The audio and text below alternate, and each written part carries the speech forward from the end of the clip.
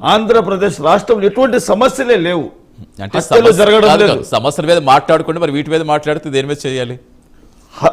ఈరోజు టీడీపీ నాయకులు ఏదైతే చేస్తున్నారో ఈ సమస్యలపైన డిబేట్ పెట్టేస్తున్నారు. వాళ్ళు రచ్చ చేసేస్తున్నారు. అంటే సమస్యలే లేవా? ఏమన్నారు గుడివాడ అమర్నాథ్ గారు? మేకప్ మంత్రి అన్నారు. అంటే మేకప్ మంత్రి అన్నప్పుడు వీళ్ళకి ఇంత బాధ కలిగినప్పుడు అదే చింతమనేని ప్రభాకర్ గారు విడుదల రజనీ గారి మేకప్ మంత్రి అన్నారు.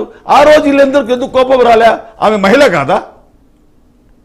బండారు సత్యనారాయణ గారు వయస్సులో పెద్దవారు అయినా కూడా రోజా గారిని పట్టుకొని ఎటువంటి మాట, ఎంత నీచంగా మాట్లాడంటే వేరే వాడితో అతను పళ్ళు రాళ్ళు కొట్టేవాళ్ళు.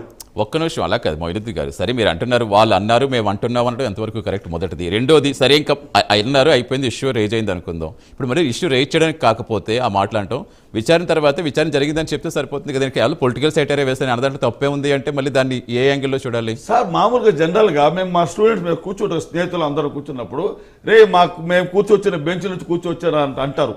దానిలో తప్పేముంది అంటే వాళ్ళు అన్నప్పుడు ఒక ఇష్యూ లాగా తీసుకొచ్చేస్తారు.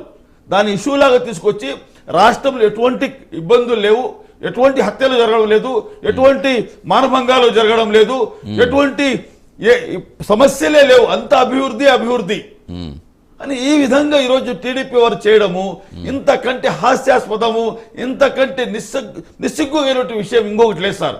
తప్పు ఏమీ లేదు. గుడివాడ అమర్నాథ్ గారు చెప్పిన దాంట్లో ఎటువంటి తప్పు లేదు. ఇంతకంటే నికృష్టంగా మాట్లాడారు టీడీపీలో కానీ జనసేనలో కానీ. పనికిమాల ఏదో ఒకడు తిరుపతిలో. ఒక్క నిమిషం, మీరు అలాంటి మాటలేమి మాట్లాడద్దు. ఒక్క నిమిషం, వ్యక్తిగతంగా ఎవరిని దూషించద్దు, ఏమనద్దు. కాదు, ప్రతిదానికి అంటే వాళ్ళు అన్నారు కాబట్టి మేము అన్నామరంటే అది కరెక్ట్ అనిపిస్తుంది. అది ఒక్కటి సార్, మేము వాళ్ళు అన్నారని మేము అనడం లేదు సార్ అని మాట సూచకంగా చెప్పారు, ఏదో జనరల్ గా చెప్పారు ఆయన. మీకు ఎంత శ్రద్ధ దానిపైన ఉన్నప్పుడు ప్రజల మీద ఎందుకు లేదు శ్రద్ధ? జాహ్నవి గారు ఎన్ని రోజులు సార్ ఇప్పుడు తప్పిపోయి?